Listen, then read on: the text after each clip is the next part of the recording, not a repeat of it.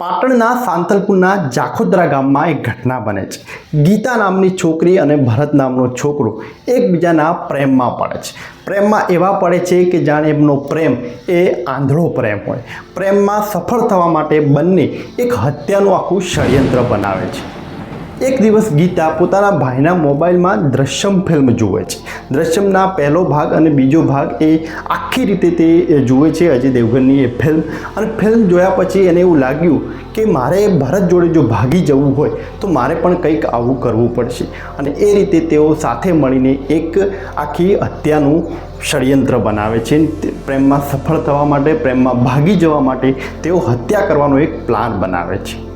Plan બનાવ્યા પછી તે ભરતને આખી વાત કરે છે, ભરતને કન્વિન્સ કરે છે અને ભરત એ 3 કલાક એના ગામમાં ફરીને એક એવા વ્યક્તિની શોધ કરે છે કે જેને તેઓ હત્યા કરી શકે છે। અને ત્યાં એમને મળે છે એક સાધુ, એક દલિત સાધુને એક હત્યાના રૂપે તેઓ પોતાના બાઇકમાં બેસાડીને એક જગ્યાએ લઈ જાય છે। ભરત એને ત્યાં એને મારી દે છે અને દોરીથી બાંધીને એને તળાવની નજીક સંતાડી દે છે। રાતના સમયે ભરત અને ગીતા સાથે મળીને ત્યાં જાય છે।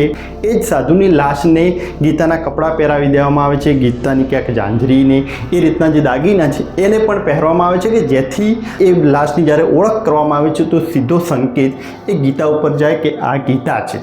અને આ રીતના પ્લાનથી એ સાધુની લાશને તેઓ પેટ્રોલ છાંટીને સળગાવી દે છે અને પછી ત્યાં તેઓ ભાગી જાય છે। એટલે આ રીતનો એમનો પ્લાન હોય છે કે સાધુની લાશને જ્યારે ગામ લોકો જોશે ને પછી એવો સંકેત જશે કે આ ગીતાની લાશ છે, એટલે ગીતાના ઘરવાળા એ લોકોને શોધવા પ્રયત્ન નહીં કરે અને અમે આ રીતે ભાગી જઈશું। આ રીતનો એમને પ્લાન તો કર્યો, એ સાધુને મારી દીધા, એમને સળગાવી પણ દીધા।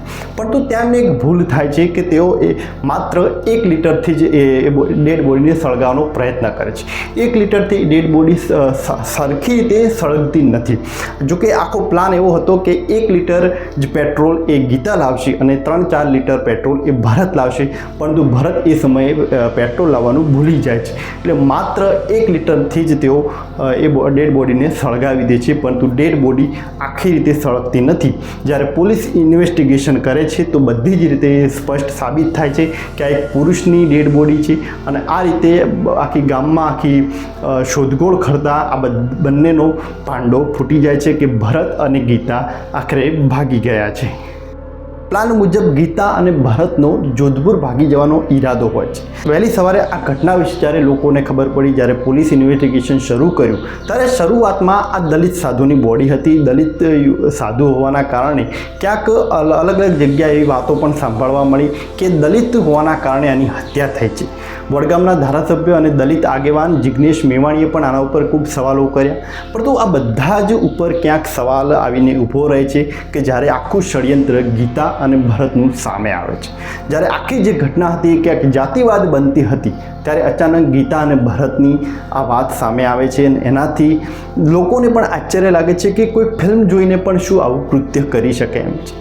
પ્લાન મુજબ ગીતા અને ભરત એ બંને રાધનપુર બસ સ્ટેન્ડ જાય છે, ત્યાં પોતાનું બાઇક મૂકે છે અને રાધનપુરથી તેઓ પાલનપુર રેલવે સ્ટેશનથી ડાયરેક્ટ તેઓ જોધપુર જવાના હોય છે, પરંતુ પાલનપુર રેલવે સ્ટેશન ઉપર LCBની ટીમ એમને પકડી પાડે છે। આખો આખો જે ઘટનાક્રમ હતો એ બધો જ ત્યાં જાણવા મળે છે કે ગીતાએ આ રીતે દ્રશ્યમ ફિલ્મ જોઈ અને દ્રશ્યમ ફિલ્મના આધારે તેમને આખો મર્ડર કરવાનો પ્લાન બનાવી દીધું।